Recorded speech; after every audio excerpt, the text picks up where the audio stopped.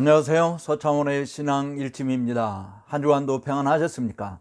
오늘도 서창원의 신앙 일침을 찾아주신 여러분 모두에게 주님의 은혜와 평강이 가득하기를 기원합니다. 오늘 서창원의 신앙 일침은 성경의 가르침과 현실이 충돌될 때 어떻게 할까요? 성경이 이렇게 말한다. 그래서 어떻게, 왜? 라고 하는 도전을 많이 받죠. 실질적으로 우리의 삶 속에서도 이상과 현실이 부딪히게 되어지면 이상이나 원리 원칙 자체가 뭉개지거나 희석되거나 또는 아예 무시되는 경향들이 있게 되고 현실의 장벽이 무진장 큰 힘으로 다가오는 것을 경험합니다. 실질적으로 목사 설교를 할 때도 성도들의 반응 역시 그래, 맞는 이야기야. 그런데 우리 현실은 그렇지 않잖아. 어쩔 수 없어. 그래서 포기하고 낙심하는 경우들도 없지 않아 있죠. 현실의 장벽과 이상이 만났을 때 우리가 어떻게 조화시키고 또는 극복하고 이상적인 원리와 가르침들을 구현하며 살 것인가 라고 하는 것이 우리가 기독교인이라면 누구나 다 경험하고 고민하는 문제입니다. 저는 지난주에 4일 동안 춘천에 있는 예수제자운동 본부에서 주관하는 대학생들을 대상으로 선교활동을 하는 GDM 선교회 지역 간사들 수련회에 참석했었습니다. 강사로 초빙이 되어서 개혁주의 경건과 실체에 대해서, 개혁주의 경건의 이해와 실체에 대해서 8시간 동안 강의를 했습니다.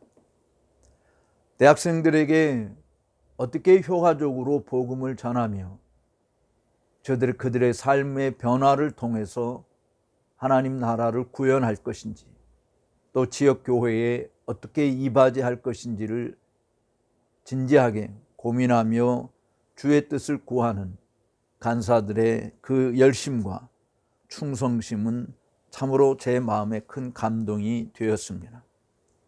간사들 훈련시키는 이야기를 들으니까 신임 간사들로 선발이 되면 9개월 동안 합숙 훈련을 받게 되고, 그리고 간사로 임명이 되어서 매년 학기 초에 이렇게 간사 수련회에 한 주간 동안 임하게 되고 새로운 학기를 준비하는 그러한 귀한 시간을 갖게 된다고 합니다.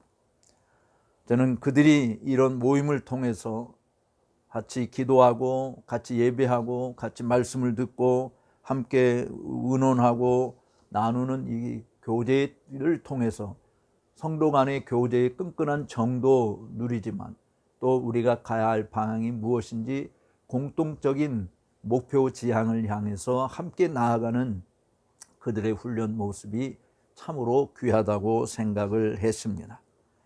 내년이면 그 선교단체가 50주년을 맞이하게 되는데 이 모임을 처음부터 이끌었던 윤태호 목사님을 비롯해서 같이 함께 형제 이끌었던 목사님들도 만나게 되었어요.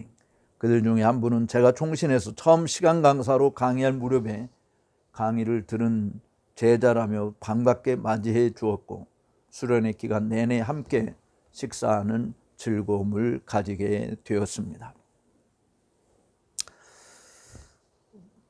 그런데 개혁주의에서 말하는 이 경건, 물론 처음에는 개혁주의 영성에 대해서 이야기하길래 제가 개혁주의는 영성이라는 단어를 쓰지 않고 경건이라는 단어를 쓴다라고 이야기해서 그래서 이제 개혁주의 경건 이해와 실제라는 제목으로 강의를 하게 되었는데요. 개혁주의의 경건이라고 하는 게 뭐겠습니까? 많은 정의들을 제가 강의하면서 이야기했지만 결국은 하나님의 말씀에 대한 전적인 순종을 요하는 전 생애에 걸친 신앙생활이 경건생활이죠.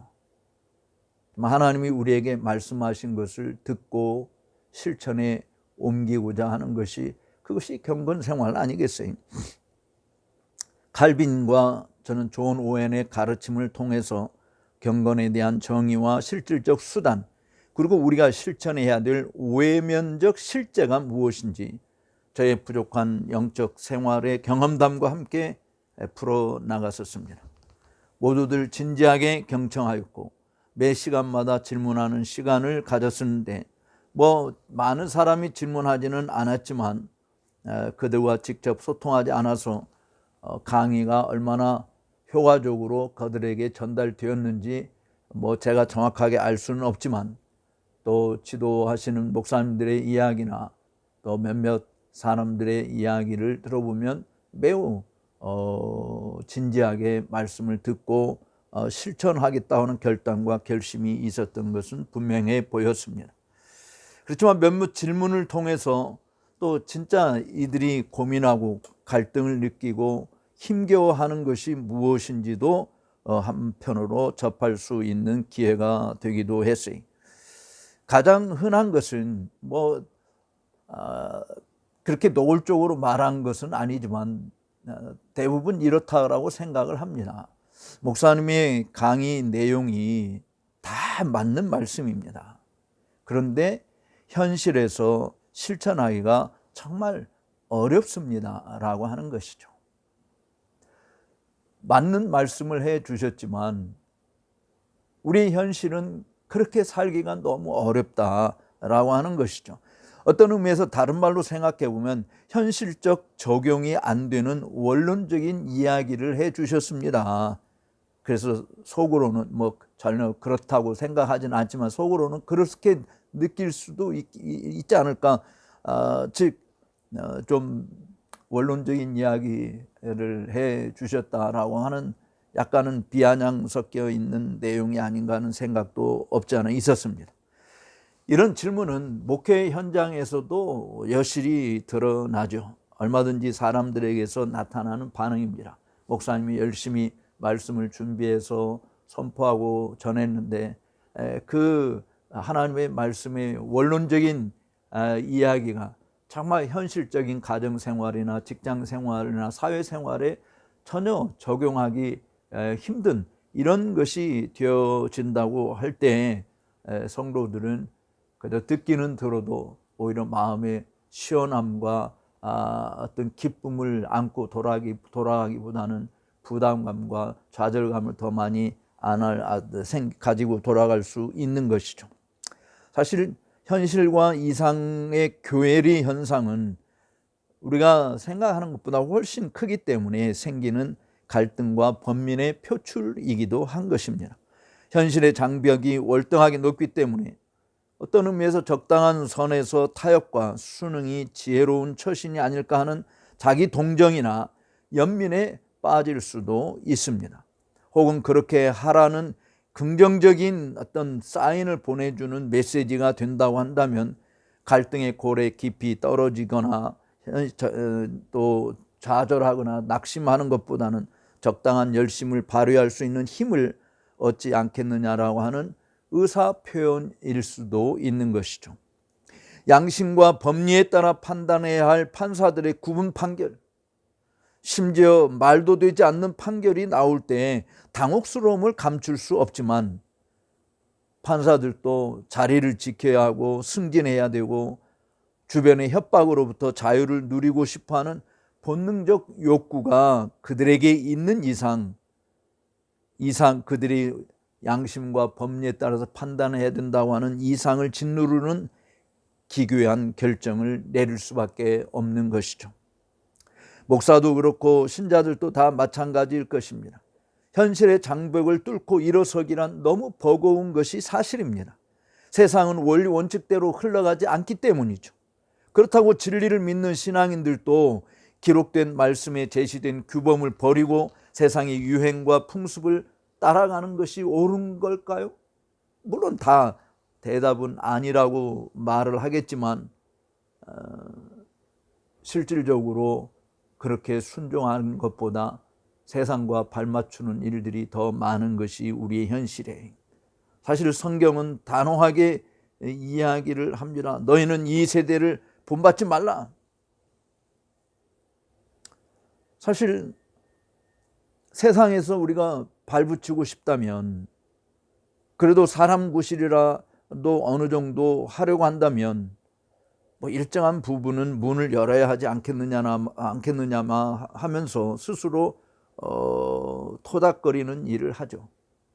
그런 갈등에서 나는 우리가 사는 현실은 성경과 너무나도 동떨어졌다는 현실을 목사로서 인정할 수밖에 없어요. 그러므로 성경대로 사는 가능성이 희박한 세상에서 적어도 호흡하고 땅에 발을 딛고 살려면 적당한 타협점을 찾아야 한다는 합리적인 의견이 힘을 발휘할 수밖에 없는 것입니다. 그렇다고 해서 성경의 교훈들을 쓰레기장에 처박아 둬야 하겠는가?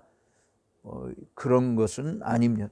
하나님이 성경을 우리에게 주셨을 때 그냥 이상세계에서 사는 원리를 주신 것이 아니고 얼마든지 이 현실 속에서 적용 가능한 말씀을 주신 거 아닙니까?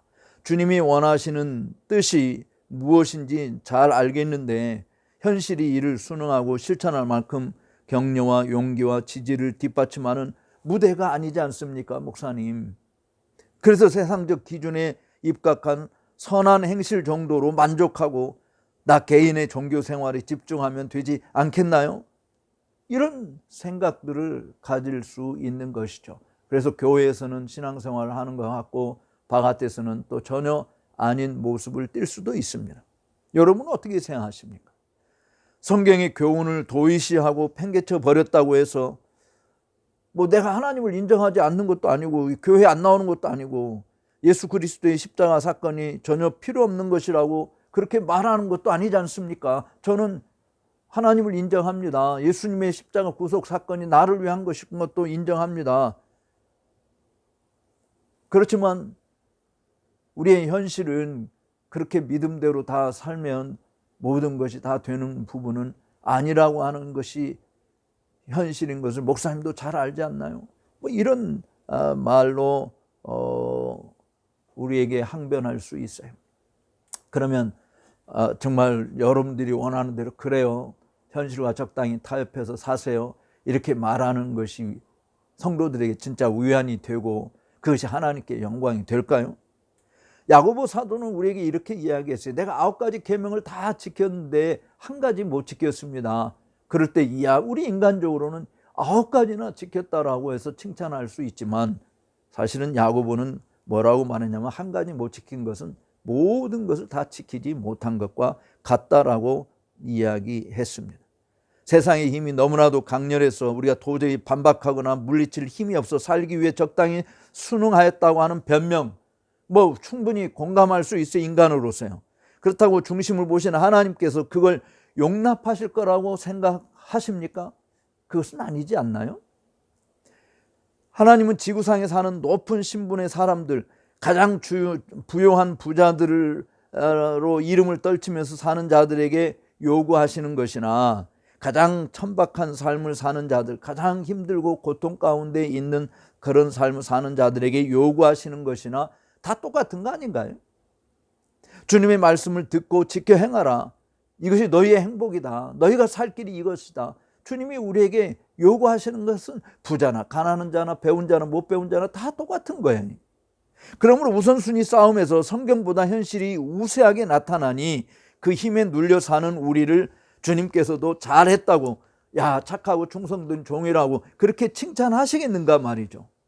성경 진리를 현실에 맞게 수정하거나 빼버려도 된다고 하나님이 그렇게 말씀해 주시나요? 성경이 정확무한 진리임을 믿는다고 한다면, 목사의 강의나 설교가 맞는 가르침이라고 한다면 취사 선택의 기치를 발휘하려고 하지 말고 전폭적인 지지와 순응을 보이지 못하고 넘어진 것에 대해서 하나님 앞에 진심으로 회개하고 실천하려고 하는 결단과, 그리고 실천함으로 생겨지는 고난과 연단의 축적을 함께 쌓아가는 것이 우리가 신앙생활의 영적 베테랑이 되는 거 아닐까요? 운동선수들 중에 상처 하나 없이 깨끗한 운동선수가 있을까요? 그들은 수없는 훈련과 실전을 통해서 겪는 아픔, 부상, 상처 흔적들이 가득하게 있습니다. 그런 가운데서도 그들은 그야말로 최우수 선수로 메달을 목에 거는 그런 영광을 누리게 되는 것이죠. 마찬가지로 그리스도 예수 안에서 사는 자들은 다 마귀가 핥히고 지나간 그 흔적을 온몸에 지닌 자들이라고 말할 수 있습니다. 그러므로 예수 그리스도 안에서 장성한 분량에까지 이르는 사람은 반드시 연단이라고 하는 혹독한 훈련 과정을 거칠 수밖에 없는 것이죠. 그 훈련 과정을 통해서 나오고자 하는 가련에게 되어지고 승전가를 부르기에 합당한 자들로 세움을 입게 되는 것입니다. 교회는 그런 의미에서 유람선이 아니라 구조선이고 신앙 훈련장이기도 합니다. 그러므로 우리의 영혼을 위해서 생명의 양식을 공급하는 목사의 가르침이 기록된 말씀에 충실한 것이라고 한다면 조금 힘들어도 그렇게 살려고 순종하고 발걸음을 내딛고 손과 눈과 코와 귀 온 이 기관들을 다 동원해서 따르려고 하다 보면 물론 모독도 당하고 조롱도 당하고 핍박도 당하고 손실도 입게 될 수도 있어요. 그렇지만 그 말씀으로 현실의 장벽을 깨트릴 수 있지 않을까요? 왜냐하면 하나님의 말씀은 살았고 운동력이 있다고 했잖아요. 그래서 사람의 영과 혼과 관절과 및 골수를 찔러 쪼개기까지 한다고 했지 않습니까? 사실 무엇이 돌보다도 더 단단한 마음을 노견을 부서뜨릴 수 있고 강철보다도 더 단단한 가죽보다 더 질긴 이 인간의 마음을 다 쪼개버릴 수 있을까요? 산산조각 낼 수 있는 게 뭘까요? 방망이와 같은 말씀 아닙니까? 불과 같은 말씀이 다 태워버릴 수 있는 거 아닙니까? 사실 하나님의 말씀을 실천을 못해서 우리가 말씀의 위력을 경험 못하는 것이지, 하나님의 말씀을 실천하다 보면은 반드시 그 말씀의 위력이 어떠한지를 알아서 길가의 밭이나 돌짝밭이나 가시밭 같은 그런 마음밭이 변하여 옥토로 되어 좋은 마음으로 말씀을 받아 100배, 60배, 30배의 결실을 맺을 수 있는 결과를 낳지 않겠습니까? 현실 커 보입니다. 그때 위협이 우리에게 다가옵니다. 두려움이 다가옵니다. 그래서 망설여집니다. 그래서 포기하려고 합니다. 왜냐하면 현실의 주먹이 더 커 보이기 때문에. 그러나 진짜 하나님을 앙망하는 자들은 현실은 아무것도 아닌 것을 봅니다. 왜냐하면 주님의 눈에는 그것이 아무것도 아니기 때문에 그래요. 아무것도 없는 것에서 천지를 창조하신 주님이 아닙니까? 얼마든지 하나님에게는 모든 것이 다 가능한 거 아닙니까? 그래서 그 하나님을 앙망하는 바울은 내게 능력 주시는 자 안에서 내가 모든 것을 다 할 수 있다라고 고백했던 것이죠. 오늘 서창훈의 신앙 일침을 시청하시는 여러분들께 고합니다. 하나님 말씀대로 순종하는 거 쉬운 일은 아니에요. 자기를 부인해야 되고 자기가 져야 될 십자가를 지고 가야 될 것입니다. 그리고 상대로부터 마귀로부터 우리는 엄청난 공격을 받게 될 것이고 조롱을 받을 수 있습니다. 그렇지만 하나님이 살아계시고 하나님 말씀이 영원한 진리이고 그 하나님이 우리의 중심을 보시고 우리의 앞뒤 위아래를 다 재고 계신 전능하신 하나님이신 것을 믿는다고 한다면 감당치 못할 시험당함을 허락지 아니하시고 시험당할 때도 능히 피할 길을 내사 넉넉히 이기게 하시는 주님을 찬양하는 일들이 2026년도 여러분 모두에게 항상 펼쳐질 수 있게 되기를 진심으로 축복합니다. 오늘도 서창훈의 신앙 일침을 시청해 여러분들께 감사를 드립니다. 나가시기 전에 좋아요, 구독하지 않은 분들은 구독 버튼을 눌러주시면 감사하겠습니다. 다음 주에 다시 찾아뵙도록 하겠습니다.